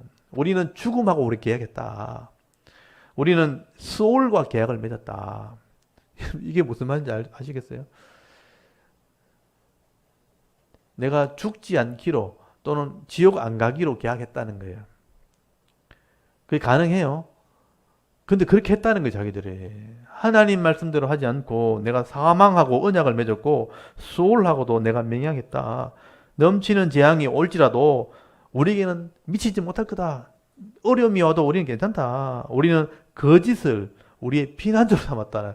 여러분, 요래저래 빠져나가는 약삭 빠른 삶을 사는 인생이 거짓 하는 인생이 거짓으로 살기로 우리가 했다. 그게 우리 피난처다. 그러면 완전히 망하는 길인데 이 사람은 자기가 똑똑한 줄 알고 있는 거예요. 그러니까 오만한 자들, 오만한 자들. 여러분, 하나님 말씀 모르면요. 모르면 진짜 무식하고 용감해지는 거예요. 이 남쪽 유다 사람들이 하나님 말씀 모르니까 우리는 망하지 않는다. 사망과 수월과 맹행을 맺고 거짓이 우리의 피난처다. 여러분, 남을 속이면 내가 이길 것 같죠? 이 사람 속이고 저 사람 속이고 하면 내가 그 사람 속아 넘어가니까 내가 잘 될 것처럼 보이죠. 거짓이 계속 쌓이면 어떻게 돼요? 덜통나겠죠. 그럼 나중에는 쫄딱 망하는 겁니다. 근데 그걸 모르는 거예요. 난 속이고 거짓이 우리 피난처가 될 것이다. 허위 아래에 우리가 숨을 것이다. 이게 정말 미련한 그 사람들의 모습이죠. 16절에 그러므로 주 여호와께서 이같이 이르시되 보라 내가 한 돌을 시온에 두고 기초를 삼았노니 곧 시험한 돌이요 귀하고 견고한 기초돌이라 그것을 믿는 이는 다급하게 되지 아니하리로다. 하나님 돌로 비유하고 있죠. 내가 한 돌을 내가 시온에 딱 세우겠다. 기초돌로 세우겠다. 시험하는 돌이고 견고한 기초돌이고 이것을 믿는 이는 다급하게 되지 않게 되겠다. 그래서 하나님을 돌이라고 표현해도 돼요. 하나님 반석이라고 표현해도 되는데 결국은 저 멀리까지 보면 예수 그리스도죠. 예수 그리스도가 성전의 기초돌 된다 그랬잖아요. 율법을 상징할 때 예수님 말씀일 때 말씀을 순종하는 자는 그 건물 위에 같이 세워지지만 말씀에 순종하지 않은 자는 그 돌에 깔려 죽든지 돌에 부딪혀 죽게 될 것이다. 그렇게 말씀하시죠. 이 변하지 않는 돌은 예수 그리스도를 상징할 수도 있고 그 당시에는 하나님 여호와를 상징하는 것이 된 거죠. 그래서 17절 보십시오. 나는 이 돌은 뭐냐면 정의를 청량돌로 삼고 공의를 초울초로 삼으니 이번 정의와 공의 계속 나왔잖아요. 하나님 말씀을 상징하죠. 변하지 않는 말씀. 이 말씀으로 청량돌로 삼고 말씀으로 달아보는 저울이 되게 할 것이다. 우박이 거짓의 피난처를 소탕하며 물이 그 숨는 곳을 넘칠 것인즉 너희가 사망과 더불어 세운 언약을 폐하며 수월과 더불어 맺은 맹약이 서지 못하여 넘치는 재앙이 밀려올 때 너희가 그것에게 밟힘을 당할 것이라. 난 죽음과 계약했다. 수월과 맹약했다 하는 사람들 그게 다 깨어지게 된다. 하나님이 죽음을 통해서 심판하시는데 어떻게 자기들이 피할 수 있겠어요? 밟힘을 당하게 될 것이라. 19절 그것이 지나갈 때마다 너희를 잡을 것이니 아침마다 지나가며 주야로 지나가니 소식을 깨닫는 것이 오직 두려움이라. 큰 소리 막 치다가 죽음이 지나가고 소울이 지나가면요 계속 두려움을 느끼는 거죠. 20절에 침상이 짧아서 능히 몸을 피하지 못하며 이불이 좁아서 능히 몸을 따지 못함 같으리라 하셨느니라. 겨울에 잠자는데요 이불이 짧아요. 머리 덮으면 발 나오고 발 덮으면 이만 나오고 이게 무슨 의미겠어요? 불안하죠. 견디지 못하는 삶을 사는 거죠. 이 문제 하나 해결하면 저 문제 티나고 저 문제 하나 해결하면 이 문제 티나고 나는 괜찮다 해놔놓고 나중에는요 이리 쫓기고 저리 쫓기는 그런 인생을 살 수밖에 없는 것입니다. 21절 대저 여호와께서 불하심 산에서 같이 일어나시며 기브온 골짜기에서 같이 진노하다 자기의 일을 행하시니 그 일이 비상할 것이며 자기의 사역을 이루시니 그의 사역이 기이할 것임이라.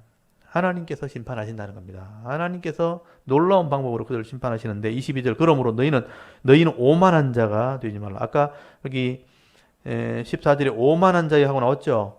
이런 하나님을 모르니까 교만하고 오만하죠. 내가 할 수 있다 그러면서 그렇게 떨다가 이 땅에서는 이런 심판을 받게 되는데 오만하게 되지 말라. 너희 결박이 단단해질까 하노라. 대저 온 땅을 멸망시키기로 작정하신 것을 내가 만군의 주 여호와께로부터 들었느니라.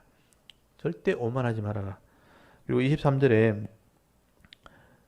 거기 너희는 귀를 기울여 내 목소리를 들어라. 자세히 내 말을 들어라. 파종하려고 가는 자가 어찌 쉬지 않고 갈기만 하겠느냐. 자기 땅에 개간하여 고르게만 하겠느냐. 여기 23절부터 나오는 또 다른 비유인데 농사를 가지고 하나님의 경영을 비유하는 거예요. 그래서 농사 지을 때 여러분 씨를 뿌리기 전에 땅을 갈아야 되잖아요.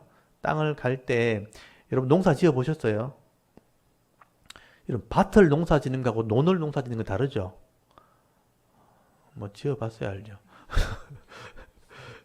보리 심을 때 하고 채소 심을 때, 상추 심을 때 다르거든요. 그리고 고구마 심을 때 하고 이렇게 미나리 이런 거 심을 때 다르죠. 그러니까 그 심을 농작물에 따라서 밭을 갈아야 된단 말이죠. 어떨 때는 이렇게 발을 다 뒤집어 엎고 어떤 때는 구멍을 내야 되고 다 다르잖아요. 그런 얘기를 하고 있는 거죠. 하나님의 경영은 그 때에 맞게 이렇게 하신다는 거예요. 농부가 이렇게 씨를 뿌리고 농사를 짓는 것처럼. 그래서 지금 24절 보세요. 파종하려고 가는 자가 어찌 쉬지 않고 갈기만 하겠느냐. 자기 땅을 개간하여 고르기만 하겠느냐. 지면을 이미 평평히 하였으면 소회향을 뿌리며 대해향을 뿌리며 소맥을 줄줄이 심으며 대맥을 정한 곳에 심으며 귀리를 그 가에 심지 않겠느냐. 지금 소맥, 무슨 대해향, 소회향 이게 다 다른 씨를 말하는 거예요. 근데 그게 씨에 맞게 땅을 갈아가지고 그게 적당한 씨를 차례대로 뿌리잖아요. 그 때에 따라 경영을 한다는 거예요. 26절에 이는 이게 무슨 얘기냐? 그의 하나님이 그에게 적당한 방법을 보이사 가르치셨음이며 하나님도 적당하게 사람에 따라서 그렇게 악한 자는 악한 대로 선한 자는 선한 대로 때를 따라서 이렇게 적당히 가르치시고 인도해 가신다는 겁니다. 20절 소회향은 도리깨로 떨지 아니하며 대회향은 수레바퀴를 굴리지 아니하며 소회향은 작대기로 떨고 대회향은 막대기로 떨며 여러분 이게 농사를 지고 나는데 씨가 나오면 추수를 하잖아요. 추수할 때도 곡식에 따라서 추수하는 방법이 다 다르다는 거예요. 어떤 데는 도리깨로 막 떨고 추수하고 어떤 데는 바퀴로 굴려가면서 해야 이게 씨가 나온단 말이에요. 방식이 다 다르다는 얘기죠. 그런 방식을 다르게 하나님이 다 적용하신다는 거예요. 농부들이 적용한다는 거죠.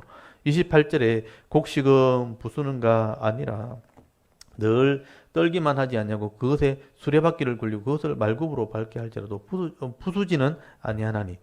여러분 이렇게 도리깨로 떨어야 될 씨가 있고 마차로 바퀴로 밟아야 나올 씨가 있다는 거죠. 그러면 마차로 밟는다고 씨가 다 부서지냐? 아니. 그걸 갈라내려고 씨를 빼내려고 그렇게 하는 것이 부수려고 하는 거 아니다. 그러니까 우리가 볼 때는 이 사람은 이런 고난을 받고 이 사람은 이런 훈련을 받고 이렇게 하는데 하나님이 그 사람에 맞게 훈련하는 거라는 거예요. 하나님이 경영이 거기 다 있다는 거죠. 그래서 그걸 가지고 이 사람은 이렇게 한다고 저 사람은 저렇게 한다고 우리가 불평할 이유가 없다는 거예요. 하나님이 그 사람에 맞게 이렇게 경영을 행하시는 것이다. 그래서 이제 결론이 29절이잖아요. 이도 만군의 여호와께로부터 난 것이라. 그의 경영은 기묘하며 지혜는 광대하니라. 하나님의 경영은 지혜롭다는 거예요. 광대하시게 우리를 선하게 인도하시는 분이 하나님이에요. 그래서 나는 지금 이렇게 사는데 왜 저 사람은 이렇게 또 잘 되고 막 이렇게 불평하면 안 된다는 거예요. 저 사람은 저 사람 방식대로 하나님이 또 경영해 가시는 게 있고 나는 나대로 경영하시는 게 있는 거죠. 근데 믿음이 없으면 그걸 막 불평하고 하나님 불신하고 배반하고 악을 행하게 되는 겁니다. 그래서 하나님이 이렇게 심판하고 이렇게 은혜 베푸시는 것을 잘 이해해야 된다. 그래서 이 농사를 통해서 설명을 하는 것입니다. 하나님의 경영을 이해해라. 기묘하게 우리를 인도할 것이다. 그리고 거기 29장은 이스라엘 남쪽 그 유다에 대한 별명 아리엘이라는 말로 설명을 하는데요. 거기 이스라엘에 대한 심판에 대한 얘기를 하게 됩니다. 오늘 29장까지 해야 될 것 같은데 29장 잘 보십시오. 슬프다 아리엘이 할 때 이 번호가 달려있고 아리엘은 밑에 보면 예루살렘에 대한 다른 별명이라고 되어 있거든요. 아리엘은 예루살렘의 별칭이라고 보시면 돼요. 예루살렘이라고 써놓으시면 돼요. 예루살렘을 보고 하는 말이죠. 슬프다 하니까 힘들다 그러니까 심판에 대한 얘기죠. 슬프다 아리엘이여 다윗이 진친 성읍이여 해마다 절기가 돌아오르니와 내가 아리엘을 괴롭게 하리니 그가 슬퍼하고 애국하며 내게 아리엘과 같이 되리라. 슬퍼한다는 것은 그 심판이 임한다는 겁니다. 왜 이렇게 되었는가? 이런 구절 한번 보십시오. 너희는 놀라고 놀라라. 너희는 맹인이 되고 맹인이 되라. 그들의 취함이 포도주로 말미암이 아니며 그들의 비틀거림이 독주로 말미암음이 아니니라. 대저 여호와께서 깊이 잠들게 하는 영을 너희에게 부어 주사 너희의 눈을 감기셨음이니 그가 선지자들과 너희의 지도자들인 선견자들을 덮으셨음이라. 놀라고 놀라운 일이 있는데 여러분 잠들게 하는 영을 부었다는 거예요. 잠들게 하는 영을 하나님 부어서 봐도 알아듣지 못하고 들어도 깨닫지 못하게 하는, 그래서 망한다는 얘기예요. 이 얘기는 심판을 얘기하는 겁니다. 하나님이 회개하기를 원할 때는요, 깨닫게 하는 영을 보내는 거예요. 알아들을 수 있도록 선지자를 보내고, 근데 선지자를 보내도 거절하고 안 받아들여, 끝까지 안 받아들이잖아요. 그럼 하나님 심판할 때 어떻게 심판하냐면 못 알아듣게 만들어 심판한다는 거예요. 이게 무슨 얘기예요, 사실은요. 그래서 여기 11절 보십시오. 그러므로 모든 계시가 너에게 봉한 책의 말처럼 되었으니, 다 덮어버린 거죠. 하나님이 말씀을 다 덮어버리니까 아무리 읽어도 무슨 말인지 모르는 거예요. 그게 심판이에요. 그래서 그렇게 심판하게 되는데, 그것을 아는 자에게 주며 이르기를 그대에게 전하노니 이를 읽으라 하면 그가 대답하기를 그것이 봉해졌으니 나는 못 읽겠노라 할 것이요. 그걸 아는 사람한테 보여줘도 무슨 말인지 모른다는 거예요. 12절에 또 그 책을 그걸 모르는 자에게 주며 이르기를 그대에게 청하노니 이를 읽으라 하면 그가 대답하기 나는 그를 모른다 할 것이니라. 이런 몰라서 못 알아듣는 거예요. 지금 성령이 주셔서 성령을 주셔서 깨닫게 하는 건 은혜예요, 여러분. 알아듣게 하고 읽으면 깨달아지면 은혜인 거죠. 못 알아들으면 구원받지 못하는 거죠. 13절에 주께서 이르시되 이 백성이 입으로는 나를 가까이 하며 입술로는 나를 공경하나 그들의 마음은 내게서 멀리 떠났나니 그들이 나를 경외함은 사람의 계명으로 가르침을 받았을 뿐이다. 여기 사람의 계명을 줄을 쳐놓으시고, 하나님께서 왜 이렇게 심판하시냐면 예배를 드리는데 하나님 말씀을 배우러 오긴 하는데 입술로만 예수 믿어야지 잘해야지 말로만 그렇게 하는 거, 마음은 아닌 거예요. 그냥 세상 사람들처럼 살고 싶은 거예요. 그러니까 하나님이 심판하시는데 못 알아듣게 하겠다는 거예요. 그래서 사람의 계명으로 가르침을 받을 뿐이라. 교회에 와놔놓고 사람의 계명을 따르려고 하는 거예요. 믿음이 없는 사람들이죠. 그러니까 망하게 되는 것이다.